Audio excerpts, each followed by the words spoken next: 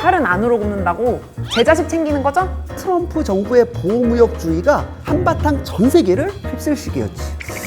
그 느낌이 세운데요?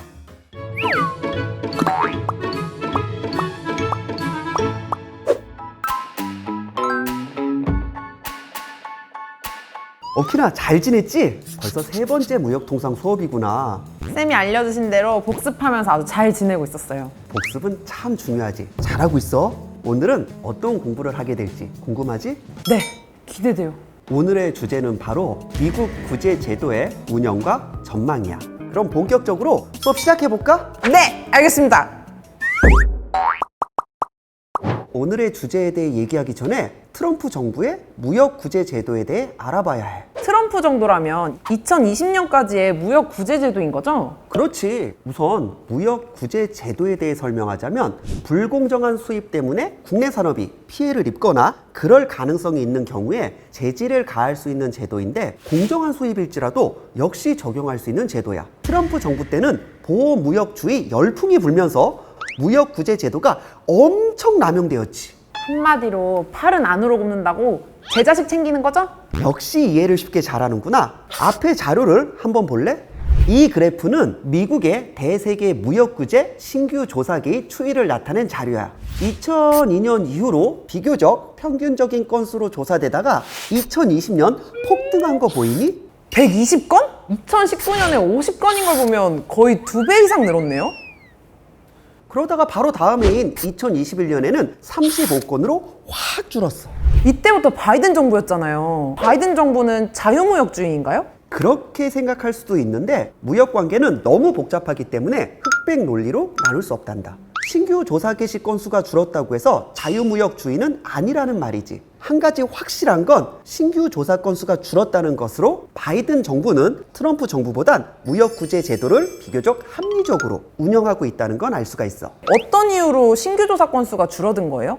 원인은 여러 가지가 있어. 코로나19 때문에 무역량이 감소한 것도 있고 조사 진행 과정에서 관련 기관에 행정적 부담이 있었을 수도 있지. 그런데 조사 개시 건수뿐만이 아니라 조사 관행이 완화된 면에서도 바이든 정부의 무역 태도를 살펴볼 수 있어. 첫 번째로는 특별시장 상황 PMS 규정에 대한 상무부 입장의 변화야.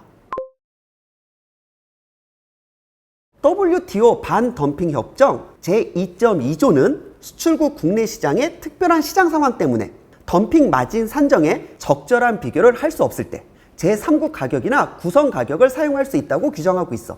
하지만 특별 시장 상황이 무엇인지는 구체적으로 나와 있지는 않아.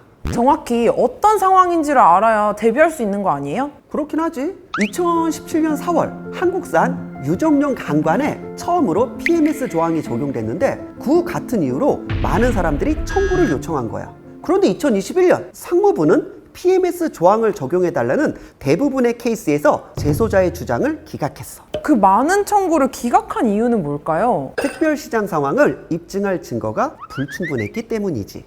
미국 국제무역법원 CIT에서 상무부의 PMS 적용 방식에 문제가 있다고 판단했어.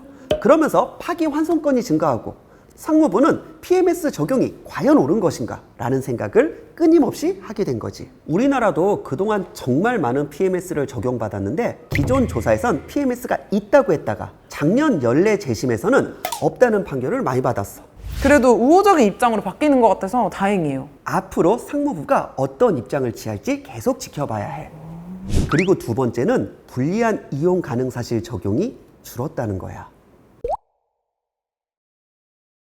불리한 이용 가능 사실이요? 한마디로 조사받는 기업이 조사에 비협조적일 경우 조사 당국의 재량권을 확대하겠다는 거지. 앞에 자료 볼래? 지난 4, 5년 동안은 불리한 이용 가능 사실이 아주 활발하게 적용됐었거든. 그런데 작년에는 적용 안 된 사례가 적용된 사례보다 많아졌고 덤핑률도 72.2%를 기록하며 감소한 것을 보여줬지. 그래도 트럼프 정부에 비해 바이든 정부는 여러 제도에 대해 완화된 모습을 보여주고 있는 것 같아요. 그렇긴 한데 지금부터 얘기를 들어보면 딱히 그렇지도 않구나 라고 생각이 들 거야. 설마 바이든 정부도 그들만의 규칙을 만들고 있는 건 아니겠죠? 우선 우리나라와 관련된 것부터 말해줄게. 미국 상무부는 올해 초에 2건의 한국산 철강 제품에 대해 제재를 가했어. 해당 기업들이 한국의 온실가스 배출권 거래제를 통해 내야 할 세금을 면제받았다고 보고 이걸 한국 정부가 상계 가능 보조금을 제공했다고 판단한 거지. 우선 탄소 누출이라는 것부터 알아볼게. 환경 규제가 심한 국가 내 기업들이 환경 규제가 심하지 않은 국외로 이전하거나 국내산 제품이 탄소 집약적 제품의 수입으로 대체되는 현상을 말하는데, 이들 기업에게 동등한 경쟁 기회를 보장하기 위해서는 탄소 배출권 무상할당이 필요한 거지. 2015년 시행한 우리나라의 배출권 거래제를 살펴보면 1차 계획 기간에는 100% 무상할당을, 2차 계획 기간인 2018년부터 2020년 사이에는 무상할당 97%와 유상할당 3%를 적용하는데, 만약 탄소 누출 우려가 있는 업종이라면 100% 무상할당 조치를 허용한다는 거야. 바로 이 만약에 대한 조항이 문제가 된 건데, 상무부가 제재를 가한 우리나라 철강 기업들이 탄소 누출에 대한 우려가 있는데 우리나라 정부가 배출권 추가 구매 부담을 줄여주면서 세입을 포기한 거라고 판단한 거지. 탄소를 배출했는데 자국에서 세금을 걷지 않았으니 본인들이 대신 걷겠다는 거 아닌가요? 그런 셈인데 사실 좀 아이러니한 부분이 있어. 미국은 연방 차원의 배출권 거래제를 시행하지 않거든? 그래서 그런지 ETS라는 프로그램의 의도 자체는 무시한 채 탄소 누출 우려에만 초점을 두고 정부가 받아야 될 세금을 안 받았다고 생각하는 거야. 그리고 더 문제는 2021년부터는 3차 계획 기간이 시작되는데, 이때는 무상할당 90%, 유상할당 10%로 유상할당의 수치가 늘어나기 때문에 앞으로 관련 보조금률이 더 높아질 거란 전망이 지배적이야. 바이든 정부가 무역 구제 제도에 대해 꽤 우호적이라고 생각했는데 느낌이 세한데요? 배출권 거래자 말고 또 한 가지 더 있단다. 또요? 통화 저평가에 대해서도 정부가 제공한 보조금이라고 판단하기 시작했어. 작년 5월 베트남 타이어 사례를 얘기해 줄게. 미국에선 2000년대부터 환율 문제에 대한 법안이 계속 나왔음에도 불구하고 의회에서 최종 통과가 되지 못했어. 그러다가 트럼프 정부 때 상무부는 외국의 통화 저평가에 대해서도 상계 관세를 부과하는데 타당한 요건들을 일목요연하게 정리하고 실제로 조사도 시작했어. 그게 바로 베트남 사례야. 그런데 여기서 중국이 빠질 수 없어. 중국과 미국의 무역 관계는 끊임없이 아주 첨예하게 대립하고 있거든. 그런 와중에 미국은 중국의 위안화가 저평가되었다고 판단했고 2020년 4월에 중국산 트위스트 타이에 대해서도 통화 저평가 조사를 시작했지. 하지만 작년에 바이든이 취임 후 중국산 트위스트 타이의 상계관세 조사 최종 판정에서는 어떠한 결정도 내리지 않았어. 통화 저평가에 대한 문제는 너무 복잡하고 검토하는데 시간도 오래 걸린다는 이유를 대면서 말이야. 환율이 매일 바뀌는데 통화 저평가에 대해서 관세를 물게 하는 건 좀 억울할 수도 있을 것 같아요. 물론 중국의 경우는 최종 판단을 보류했지만 베트남산 타이어에 대해서는 상계 조치를 실시했다는 사실만으로 우리나라 기업들 역시 환율 보조금을 염두에 두면서 지속적인 주의를 기울여야 할 것 같아. 그리고 바이든 정부는 2021년 하반기에 반덤핑 상계관세 규칙도 개정했는데, 이 부분은 특히 미국이 중요시하는 항목이야.